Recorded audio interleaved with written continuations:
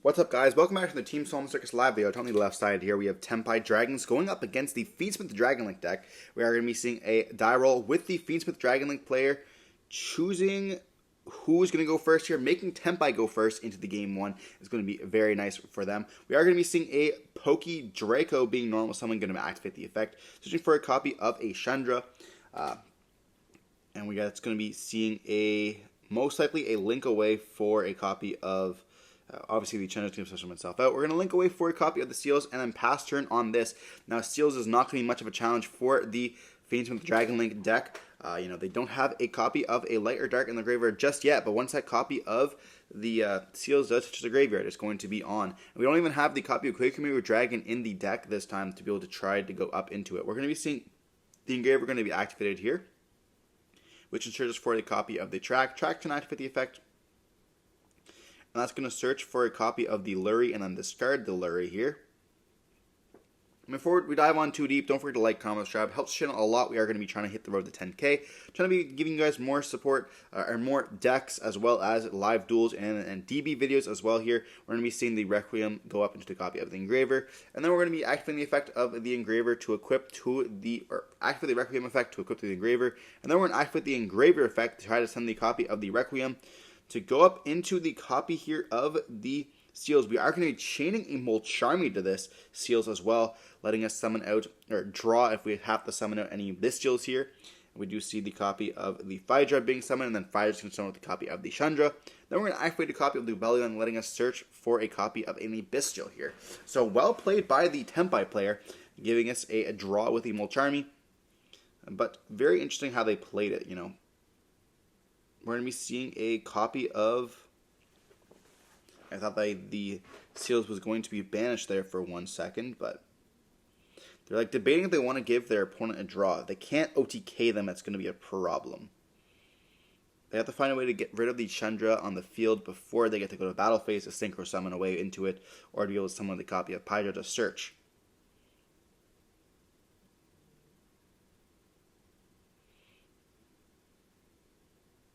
We're going to normal summon the copy of Seyfert, giving them one draw here, activating the effect of Seyfert, discarding a copy of Albaz to be able to search. We are going to be seeing a Veiler being dropped on that.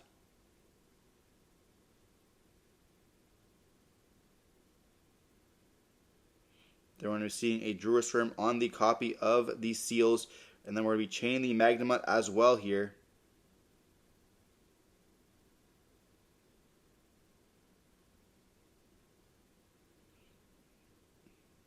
Then we're going to be seeing the copy of Druid Worm being sent to the graveyard for the Lubellion. And then we're going to see Druid Worm send a copy of Phaedra. Then we're going to be putting the Regain on the field with the Lubellion.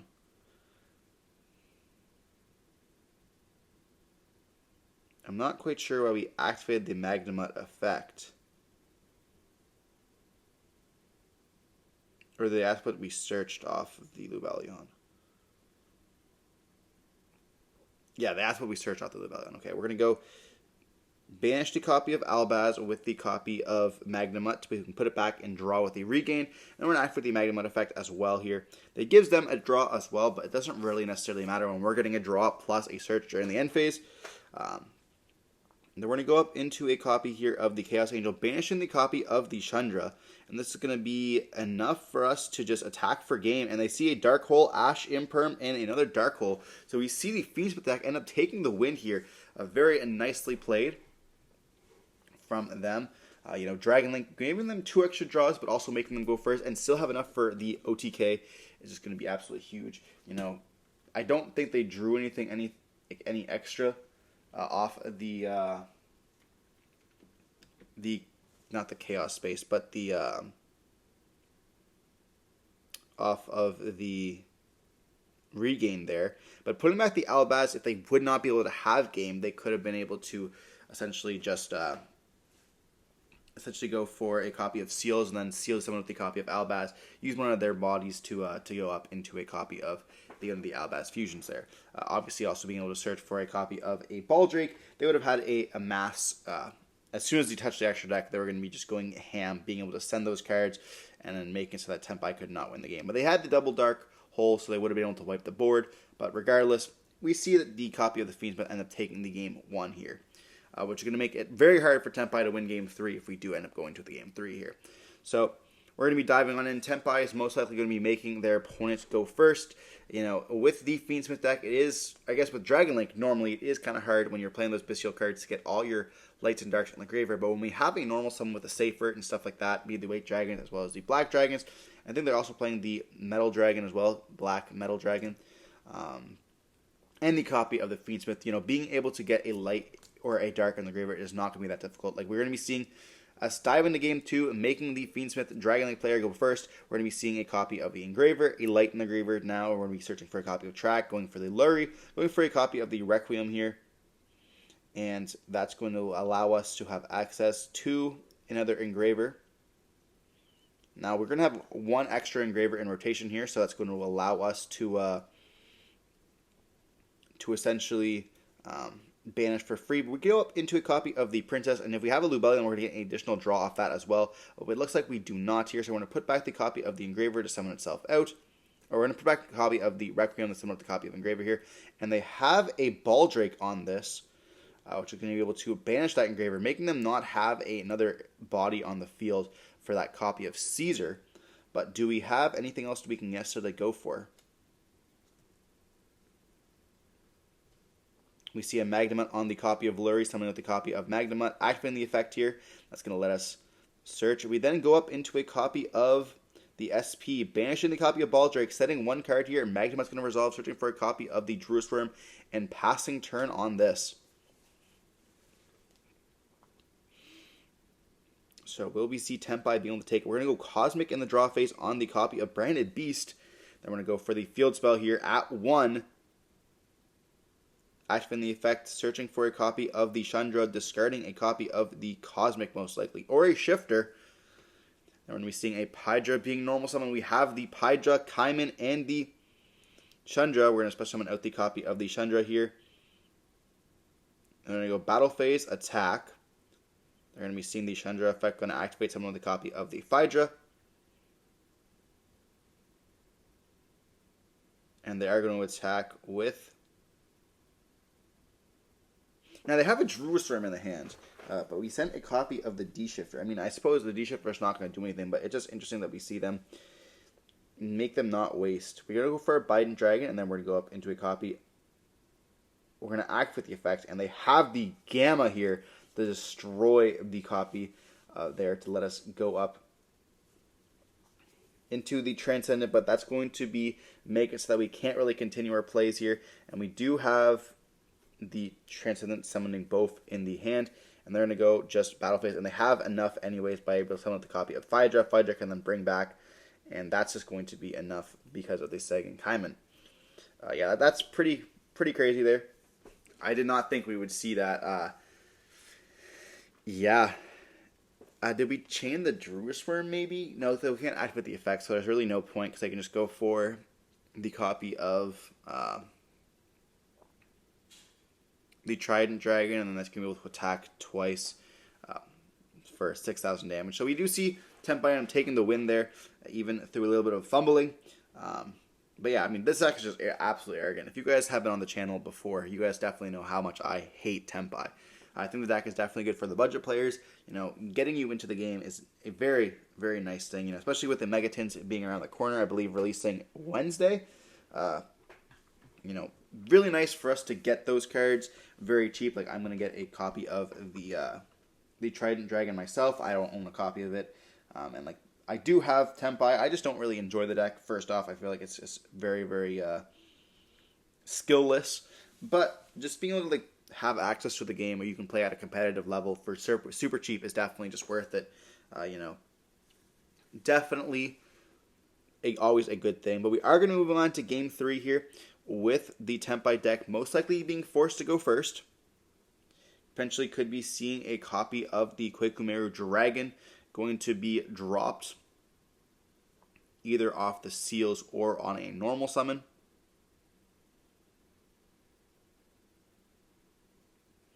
But we are shuffling it up and diving on into game number 3.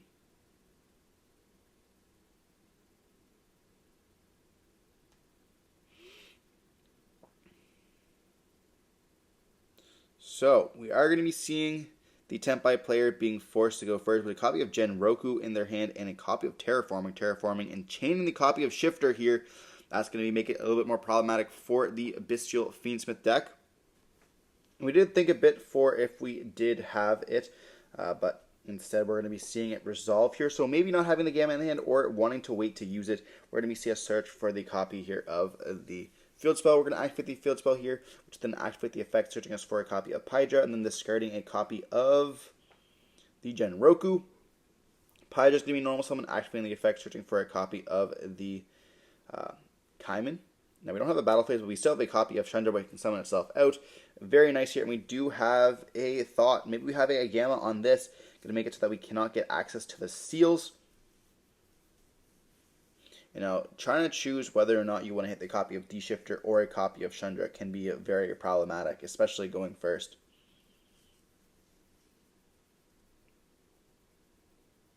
Like, they don't start off with a copy of Fenrir, so you don't have to necessarily worry that much about it.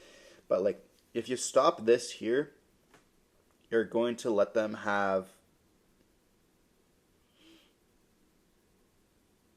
nothing. They can't extend anymore, right? I guess they can search for a copy of Genroku, which can summon itself out, which can then give us access to the copy of Seals. But then they, of course, have used their copy of the spell. So we do see, still thinking on it there, I did skip forward, we see a copy of the Gamma, hitting that copy of the Chandra there, summoning itself out, and then the copy of the Driver. And now, will we decide to go up into that copy of Genroku, unless we only play one of it, which we did see get banished there. So we are thinking on it ourselves. We go for the Kaiman, which can then be able to summon out the copy of, or search for the Genroku, summon out the copy of Genroku. We then go up into the copy of the Seals, and with that, we only have one card left in the hand here, just leaving on a Seals here and just passing turn on that, which is going to be just a D-Shifter Seals Angle with the one card left in the hand. Now, obviously, if it does go back to them, they will have the copy of the Summoning, which is going to be able to let them search for any copy in their deck, essentially, if they want. But they do see a normal summon, or we see a banishment of the copy of the Shifter for the copy of Magnemite in the end phase. Activating its effects can let us search for a copy of a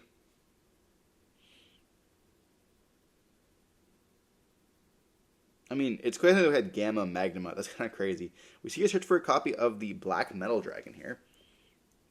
And then we just draw for turn. That's going to allow us to get game easier. We do play a Regained here. And do we have maybe like a normal summon of a Seifert? That's going to be a good one. Seifert can get banished by... We're going to see us go up into a copy of...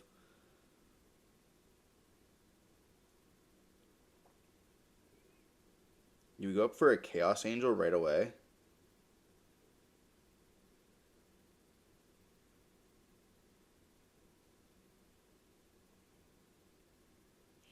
Looks like they're thinking of going on a Chaos Angel, and that's going to be like Chainlink 1, Chaos Angel, Chainlink 2 Regained. Put back potentially the Magnemite there.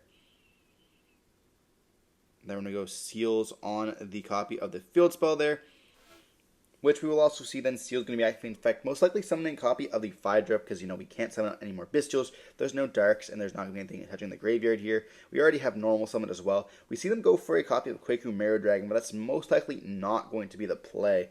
You definitely want to protect your life, and Pydra will make it so that it cannot be destroyed by battle.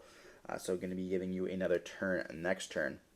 Or, again, not another turn, but essentially you're going to get another turn regardless here, but going to give you a monster on the field for another turn there. So we see the Phaedra being summoned. We're going to set one there and just pass turn on this. We see a copy of the Pydra and a Raigeki, as well as a field spell here in their hand. Now, we knew the field spell, obviously. They're going to go Raigeki, and that's going to be just getting rid of that copy of the Chaos Angel, which does put a Dark in the grave here, though. We're going to go field spell, activate the effect, and then we're going to be normal summon a copy of Pydra. We're going to see a skill drain going to be activated here, and we need to go battle phase with the effect of Pydra. Now, Phaedra is at 0 because it was summoned off the copy of Seals, but we're going to be seeing in main phase 2 a thought process of a synchro monster. Now, they're most likely not going to be synchro into anything because it's going to be just negated here. So we are going to be seeing them go end phase, and if we have a Bestial, we're going to be most likely Bestialing it in the end phase here. We're going to be seeing a Sorinier banishing the copy of the Chaos Angel, putting back and letting us have essentially a draw 2. We then draw into a copy of Lubellion, which can activate the effect for a copy of Druis Rim. That Druis Rim is going to give us the copy of the Phaedra and let us facilitate game here. So we see the black being normal summoned, link away for a copy of the Striker Dragon because we want to have an additional Dark Engrave. We're going to activate the effect of the black searching for a Meteor.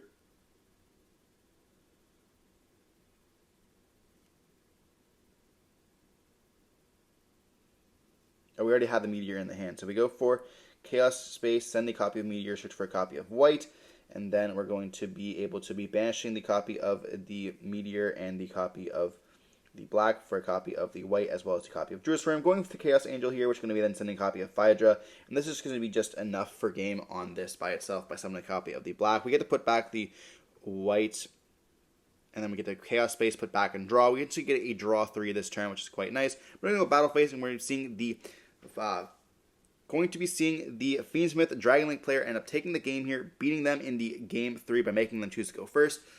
Regardless, hope you enjoyed watching the video. Don't forget to like, comment, subscribe, see more content like this. Stay safe. Peace.